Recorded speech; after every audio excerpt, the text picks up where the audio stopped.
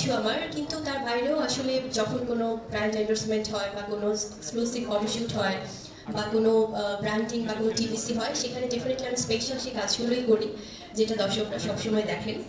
আর bridal লুকগুলো আসলে ওই যে বললাম যে এক্সক্লুসিভ ব্রাইডাল ফটোশ্যুটগুলো করা হয়, যেখানে আমি চাই যে আমাকে বুবলিকে যেন দর্শকরা একটু ভিন্ন রূপে দেখে। ব্রাইডাল লুক হলেও যেন এমনভাবে দেখে যেটা কিনা সব মেয়েরাই আসলে দিন শেষে ভাবতে পারে যে না, তাদেরকেও ঠিক এতটাই স্পেশাল লাগবে, খুব সুন্দরভাবে তারা তাদের ব্রাইডাল লুকটা আনতে পারবে। So I try my level best. আসলে আমি যদি একদম আমার ওপিনিয়নটা বলি, সেক্ষেত্রে আমি খুব সিম্পল থাকতে পছন্দ করি একদমই। শুটিং এর সময় ডেফিনেটলি আমাদের সেটা ক্যারেক্টার ওয়াইজ অনেক মেকআপ নিতে হয়, অনেক সময় সাজতে হয়, কিন্তু তার বাইরে আমার কাছে মনে হয় যে খুব সিম্পল লুক, সেটা যদি উইদাউট মেকআপও হয় সেটা খুব ভালো লাগে। অনেক সময় আমরা হয়তো বা মুভির জন্য খুব ডাউন মেকআপেও যাই, ব্ল্যাক মেকআপে যাই, অনেক সময় উইদাউট মেকআপে যাই, কিন্তু ব্রাইডাল লুক যদি স্পেশাল আমি বলি, আমার কাছে মনে হয় যে খুব সিম্পলি কিন্তু মেয়েদেরকে অনেক বেশি সুন্দর লাগে। হয়তো বা অনেকেই বলে যে ব্রাইডাল লুক নিতে ঘন্টার পর ঘন্টা চলে যায়, এদিকে বর থাকবে কি না থাকবে একটা দ্বিধাদ্বন্দ্বে ভোগে, কিন্তু সেক্ষেত্রে আমার কাছে মনে হয় যে মেয়েরা সবাই বিয়ের দিন যে ব্রাইডাল লুকটা নিতে চায় খুব স্পেশাল ভাবে নিতে চায়, তবে যদি খুব অল্প মেকআপে তাদেরকে দারুণভাবে তারা নিজেদেরকে প্রেজেন্ট করে, যেটা কিনা খুব ন্যাচারাল লুকও থাকবে, আবার দেখতেও খুব সুন্দর মিষ্টি শুভ্র লাগবে। সো সেক্ষেত্রে আমার কাছে মনে হয় যে এটা খুব দারুণ একটা ব্যাপার। অবশ্যই সেই আপন মানুষটারই। সো ডেফিনেটলি, কারণ হয় কি, নিজের কাছে নিজের পরিবারের মানুষদের অ্যাপ্রিসিয়েশনের বাইরে তো আর কিছু না। তো অবশ্যই যখন নিজের ভালোবাসার মানুষটা অনেক বেশি প্রশংসা করে, সেটা বিয়ের দিন হোক বা তারপরে, শুধু বিয়ের দিন প্রশংসা করে শেষ করে ফেলবে তা না, সারা জীবনে প্রশংসা করতে হবে, তো সেটা বরাবরই পাই। আমার শাশুড়ি, আমি বলবো যে আমি খুব লাকি, খুবই লাকি, কারণ আছে না যে মেয়েরা তো মায়েদের কাছ থেকে সবসময় শিখে শিখে বড় হয়।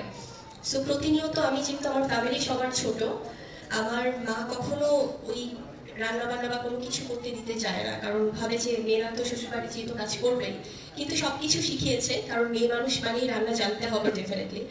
So I love to cook. আর শাশুড়ির কাছ থেকে প্রতিনিয়তই শিখি, উনি ঠিক সেই আমার ফ্যামিলির ছোট মেয়েটার মতোই আমাকে একদম বাচ্চার মতো করে ট্রিট করে। সারাক্ষণই মনে হয় যে কোনো কিছু করতে গেলে বা রান্নাঘরে গেলেও শাশুড়ি মনে করে যে, যেহেতু আমি আমার শাশুড়িকে মা ডাকি, সো মা সবসময় বলে যে না থাক, আমি আছি যতদিন আমি সবকিছু দেখে রাখি। সো খুব মানে একদম সেই মেয়ের মতো করে আদর করে, ভালোবাসে। সো আমি খুব লাকি এদিক থেকে। না, আমার মনে হয় এখনকার মেয়েরা সবাই ভীষণ ভীষণ আসলে স্মার্ট, ভীষণ ভাবে নিজেদেরকে প্রেজেন্ট করে, তারা এতটা সুন্দর রাখে নিজেদের। আর এখনকার যারা শাশুড়ি মায়েরা আছেন তারা কিন্তু সবাই অনেক বেশি সচেতন, তারা ছেলের বউদেরকে কিন্তু ঠিক মেয়ের মতোই ট্রিট করে। হয়তো অনেক সময় কিছু ডিফারেন্ট স্টোরি আমরা দেখি শুনি, সেটা অত্যন্ত দুঃখের, তবে আমার কাছে মনে হয় শাশুড়ি মায়েরাও যদি সকল বউদের প্রতি সেই ভালোবাসাটা রাখেন, সবার জন্য খুব ইজি, এবং অ্যাট দ্য সেম টাইম সব ছেলের বউদেরকেও শাশুড়ি মাকে মায়ের মতোই রেসপেক্ট করতে হবে। সো এটা দুদিক থেকেই আসলে পসিবল। আমি তো আমার ছেলের সাথে অনেক বেশি ফ্রেন্ডলি এখন, মানে এখন যে আস্তে আস্তে করে শেজাদ বড় হচ্ছে, ওর বাবাও যেমন ওকে সবসময় বলে যে বাবা কোনো মেয়েকে পছন্দ করলে আগে আমার সাথে পরিচয় করে দেবে, কারণ বাবার সাথে আগে পরিচয় করাবে, কারণ বাবা সবসময় এগুলো নিয়ে খুব মজা করে শেজাদের সাথে। সো আমি খুব ফ্রেন্ডলি, আমি অনেক আল্লাহ যদি তৌফিক দান করে, যদি বাঁচিয়ে রাখি সুস্থভাবে আমাদের সবাইকে, অবশ্যই আমি সেই বন্ধু শাশুড়িটাই হব ছেলের বউয়ের জন্য। ছেলের বউ আর আমি মিলে একসাথে রান্না করবো, একসাথে খাবো, একসাথে ঘুরতে যাবো, মানে শাশুড়ি বউ এটা ফিল করাতে চাই না, যেন দুজন ফ্রেন্ড, সেই ফিলটাই দেব অবশ্যই। সবাই তো বলে বিয়ের মানে একদম আসল সিজন হচ্ছে শীতকাল, আমি জানি না, কারণ শীতকাল আমার খুব একটা পছন্দ না, কারণ আছে না যে অনেক সময় আমরা অনেক সুন্দর সুন্দর মেকআপ আর ড্রেস আপ করতে গেলে মনে হয় যে আচ্ছা খুব ঠান্ডা পড়ছে, কি হবে, কিভাবে কি প্ল্যানিং। তবে ব্রাইডাল লোকের আমি একটা জিনিস দেখলাম যে যেহেতু এখানে অনেক ভারী গহনা, ভারী ড্রেস আপ সবকিছু থাকে, সেক্ষেত্রে উইন্টারটা ডেফিনেটলি ভালো। সো শীতকালটা আমার মনে হয় কম্পারেটিভলি বিয়ের জন্য পারফেক্ট, কারণ সামারে যদিও সবার একটু কষ্ট হয়, তবে এছাড়াও তো অনেক সিজন আছে, বর্ষাকাল আছে। আমার ব্যক্তিগতভাবে পছন্দ বর্ষাকাল। সো রেইনি সিজনের বিয়েটা আমার মনে হয় যে এটা আলাদা একটা অ্যাটমসফিয়ার ক্রিয়েট করে, আলাদা একটা রোমান্টিক একটা ওয়েদার ক্রিয়েট করে। আপনি কি রোমান্টিক ওয়েদার পেয়েছিলেন? 100%। ও গ্রেট, আপনি লাকি না। আমি চেয়েছিলাম যে আমার বিয়ে শীতকালে হোক, আমার বড় হয়েছে। যাই হোক, সো নেক্সট কোয়েশ্চেন হচ্ছে, বিয়ের আয়োজনে কোণে দেখা, বরের সাথে সেলফি তোলা, বউয়ের সাথে সেলফি তোলা, এগুলো থাকে, এবার একটা মোস্ট ইম্পর্টেন্ট বিষয় হচ্ছে অনুষ্ঠানের ক্ষেত্রে গেস্টদের জন্য স্পেশালি খাওয়া দাওয়া। সো আপনার ক্ষেত্রে যখন আপনি কোনো বিয়ে উৎসবে যান বা ওরকম আয়োজনে থাকেন, কোন খাওয়াটা আপনি একদমই মিস করেন না, মানে স্কিপ করা যাবে না, যতই গাইডে থাকি আপনি? আমি আসলে খেতে ভীষণ পছন্দ করি, খুবই ভালোবাসি। যদিও আমাদের তো একটা ডায়েট চার্টে থাকতেই হয়, যেহেতু আমরা মিডিয়াম পার্সন, বাট তার বাইরে খেতে খুবই ভালোবাসি। আর বিয়েতে তো আসলে এত এত রিচ ফুড থাকে, যদিও আমি খুব রিচ ফুড লাভার না, আমি ফিশ লাভার। সো আমার ফিশ ভীষণ ভালো লাগে, ফিশ ভেজিটেবলস। সো বিয়েতে স্পেশালি আমার কাছে মনে হয় কাবাব আইটেমগুলো আমি খুব পছন্দ করি, দেখলেই মনে হয় যে একটু চট করে খেয়ে নিই। আর এছাড়া তো মিট আইটেম থাকেই, বাট আমি খুব একটা রিচ ফুড পছন্দ করি না। আচ্ছা, ঢাকা রিজেন্সি বিয়ে বাড়ি উৎসবে অনেকগুলো স্টল দিয়েছে। তো আমার কাছে একটা বিষয় হঠাৎ করে নক করলো আবার, ওয়েডিং এর ক্ষেত্রে শপিং এর জন্য মেয়েরা সবচেয়ে বেশি কোনটার জন্য এক্সাইটেড থাকে, আপনার কি মনে হয়? সবকিছু বিয়ে বাড়ি, আজকে যেহেতু আমরা ঢাকা রিজেন্সি বিয়ে বাড়ি উৎসবে আমাকে এখানে ইনভাইট করা হয়েছে চিফ গেস্ট হিসেবে। So I am so honoured, কারণ বিয়ে বাড়ি বা বিয়ে উৎসব এত সুন্দর একটি নামকরণ করা হয়েছে, এখানে আমরা একটু আগে গ্র্যান্ড ওপেনিং করেছি।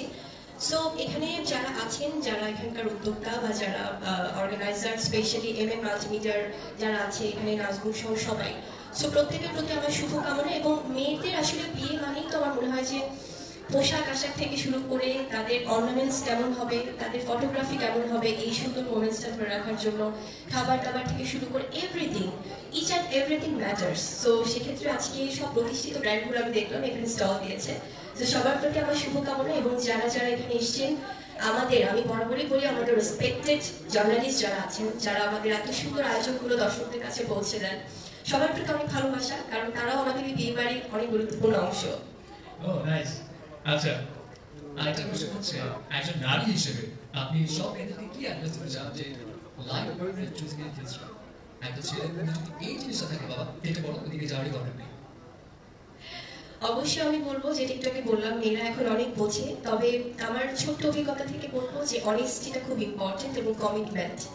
যদি বিয়ের আগে, অবশ্যই সেটা অ্যারেঞ্জ ম্যারেজ হোক বা সেটা পছন্দ করে কোনো ম্যারেজ হোক, সবকিছু ক্ষেত্রেই যে কমিটমেন্টটা করবে লাইফ পার্টনার, সেটা যেন একদম জীবনের শেষ অবধি রাখে, সেই অনুরোধটা আমার থাকবে সব ভালোবাসার মানুষদের প্রতি। কারণ একটা মেয়ে কিন্তু সবকিছু ছেড়ে সেই মানুষটাকে বিশ্বাস করেই কিন্তু তার জীবনটা স্টার্ট করে, নতুন একটা জীবন। সে তার বাবা মা ভাই বোন সবাইকে ছেড়ে সে আরেকটা নতুন বাড়িতে ওঠে, সো শুধুমাত্র তার হাজব্যান্ডকে বিশ্বাস করে। সো বিশ্বাসটা রাখাটা খুব জরুরি। এবং এটা তো ভাইস ভার্সা, সেই পুরুষটার ক্ষেত্রেও সেম, তারাও মেয়েদের কাছ থেকে হয়তো এক্সপেক্ট করে, কিন্তু আমার মনে হয় 100%-এর মধ্যে 99% মেয়েরাই কিন্তু রাখে। সো ছেলেদেরও খুব দরকার যে সেই ভালোবাসা, সেই কমিটমেন্ট, সেই লাভ, সেই রোম্যান্সটা সবসময় রাখার। মানে বিয়ে হয়ে গিয়েছে বলেই যে সব শেষ তা না, সেই ভালোবাসাটা যদি সবসময় থাকে, আমার মনে হয় যে জীবনটা খুব সুন্দর হয়।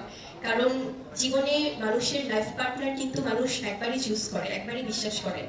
আর অনেক সময় অনেক ক্ষেত্রে আমরা দেখি অনেক ডিফারেন্ট কেসেস, অনেকের লাইফে অনেক ধরনের আপস অ্যান্ড ডাউনস হয়, অনেক প্রবলেম আসে, কিন্তু তার বাইরেও কিন্তু জীবন সুন্দর। সো সমস্যা বলেই যে জীবনের শেষ তা না, সমস্যা থেকেই কিন্তু আবার সমাধান শুরু। সো প্রত্যেকটা মানুষকে আমি বলবো যে আস্থাটা খুব ইম্পর্টেন্ট, সম্মানটা খুব ইম্পর্টেন্ট। আপনি আপনার লাইফ পার্টনারকে সম্মান করলে জীবনে কখনোই ঠকবেন না। Thank you. আর যদি দেখা যায় ওই ছেলের পাস্ট এখনো ঘুরঘুর করছে, এক্সিস্ট করছে, তখন কি করবে? সেটা আসলে আমার মনে হয় সম্পূর্ণ আমার লাইফ পার্টনারের উপর ডিপেন্ড করবে। কারণ মানুষের জীবনে পাস্ট, প্রেজেন্ট, ফিউচার সবই থাকবে, কিন্তু জীবনটাকে সুন্দরভাবে গোছানোটাই আসলে মূল উদ্দেশ্য থাকা উচিত। কারণ কমপ্লিকেশনস কেউ জীবনে চায় না, যেটাই হবে যেন স্বচ্ছ সুন্দর হয়, সুন্দর সিদ্ধান্তের মাধ্যমেই হবে, সেক্ষেত্রে সবার জন্য জীবনটা সহজ হয়ে যায়। কারণ মানুষের জীবন খুবই ছোট, সেক্ষেত্রে জীবনটাকে যত সহজ করা যায়, যত সুন্দরভাবে এগিয়ে নেওয়া যায়, সেটাই সবার জন্য মঙ্গল। তবে সত্য, সুন্দর, স্বচ্ছতা থাকা হবে জীবনে। জায়গাটা থেকে বলি, আমার সবসময় পরিবার প্রায়োরিটিটা আমি অলওয়েজ আগে দিয়েছি। আমার পরিবার, সন্তান, আমার সংসার এবং আমার ফ্যামিলি, সেটা দুই পরিবার, আমার বাবা মার দিক থেকে হোক, আমার শ্বশুর শাশুড়ির দিক থেকে হোক, আমার সন্তান হোক, সবকিছু সেই প্রায়োরিটির জায়গাটা ফার্স্ট প্রায়োরিটি রেখেই কিন্তু আমি আমার চলচ্চিত্র যে পরিবার বা আমার মিডিয়ার যে পরিবার, সেই পরিবারগুলোকে আমি সবসময় সুন্দর রাখার চেষ্টা করি। তো আমার মনে হয় যে যদি হাজব্যান্ড বা যদি শ্বশুরবাড়ির ফ্যামিলি বা বাবা মায়ের ফ্যামিলি থেকে সবার 100% সাপোর্ট থাকে, সেক্ষেত্রে যে কোনো মেয়ের জন্যই বাইরে কাজ করাটা খুব সহজ হয়ে যায়। Thank you so much. Thank you so much. আচ্ছা আপনি থ্যাংক ইউ সো মাচ এত জলদি বলেন কারণ সে বিয়ে সংক্রান্ত এত প্রশ্ন করে যাচ্ছে, মানে আমার কাছে মনে হয় যে আসলে আজকে আমরা বিয়ে বাড়িতে এসেছি, মনে হচ্ছে সত্যি সত্যি আমার বিয়েতে এসেছি আমি। So, ভীষণ ভালো লাগছে, আসলে খুব ওয়ান্ডারফুল একটা এক্সপিরিয়েন্স নিয়ে যাচ্ছি। আর থ্যাংক ইউ স্পেশালি, কারণ খুব ডিফারেন্ট একটা এক্সপিরিয়েন্স হলো। Thank you.